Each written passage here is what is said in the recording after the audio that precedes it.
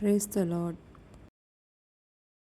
అక్కడ యెహోవా హస్తం నా మీదికి వచ్చి, నీవు లేచి మైదానపు భూమికి వెళ్ళుము, అక్కడ నేను నీతో మాట్లాడుదునని ఆయన నాకు సెలవిచ్చాను.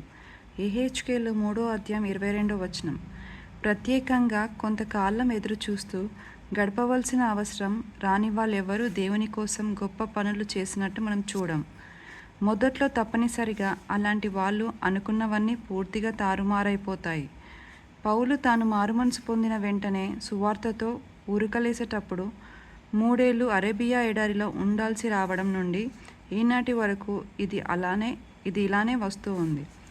నా విషయంలో ఇలానే జరిగింది. సాహిత్యం ద్వారా దైవసేవ చేయడానికి నాకు అవకాశం దొరకగానే ఎగిరి గంతేసి మొదలు పెట్టేద్దామనుకున్నాను. కానీ డాక్టర్ అడ్డుపడ్డాడు. లాభం లేదు, ఆవిడకి రాయడం ముఖ్యమో ప్రాణం నిలబెట్టుకోవడం ముఖ్యమో తెలుసుకోవాలి అన్నాడు. రెండూ చేయాలంటే కుదరదు. ఇది 1860లో జరిగింది. ఆ గూట్లో నుండి నేను 1869లో బయటికి వచ్చాను. నీడలో 9 ఏళ్ళు నన్ను ఎదురు చూస్తూ ఉంచిన దేవుని జ్ఞానం నాకు అర్థమైంది. దేవుని ప్రేమ మార్పులేనిది. ఆయన ప్రేమ మనకి కనిపించకపోయినా, అనుభవంలోకి రాకపోయినా ఆయన మాత్రం అలానే ప్రేమిస్తూ ఉంటాడు.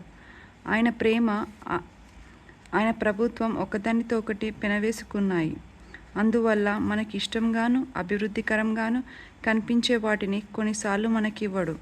ఎందుకంటే మనలో తన కార్యాలను ఇంకా విజయవంతంగా చేయగలిగే పరిపక్వత ఇంకా రాలేదని ఆయనకి తెలుసు.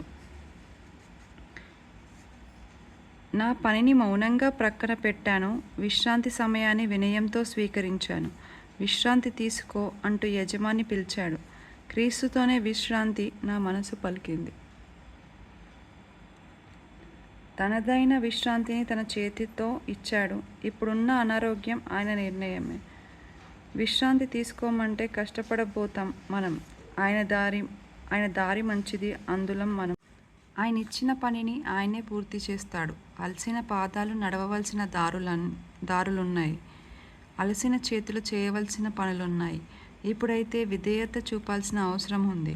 కదలక మెదలక ఉండడంలో దివ్య విశ్రాంతి ఉంది. తన ఇష్ట ప్రకారం ఆయన చేతులు తీర్చిదిద్దుతాయి. ఆయన పని జరగాలి. పాఠం పూర్తిగా నేర్చుకోవాలి. మర్చిపోవద్దు, ఆయనకున్న నేర్పు మనెవరికీ లేదు. పని చేయడమే కాదు, శిక్షణ పొందాలి. శిక్షలో యేసు శిరస్సు వంచడం నేర్చుకున్నాడు. ఆయన భారం తేలిక, ఆయన కాడి సులువు. నీతి ఉందయన క్రమశిక్షణలో. ఏ పనిమట్లు కావాలో ఏరుకోవడం మన పని కాదు. మనం సేవకులమే. పనిలోనూ ఎదురు చూడడంతోనూ మనది కాదు. దేవుని చిత్తమే నెరవేరాలి. దేవుడు మనకి పనులు పురమాయించినట్టుగానే విశ్రాంతి తీసుకునే స్థలాలను కూడా చూపిస్తాడు. విశ్రాంతి తీసుకోండి. అలసిన మిమ్మల్ని దారి ప్రక్కన బావి దగ్గరికి తీసుకువచ్చిన ఆయన పట్ల కృతజ్ఞులై ఉండండి. ఆమెన్.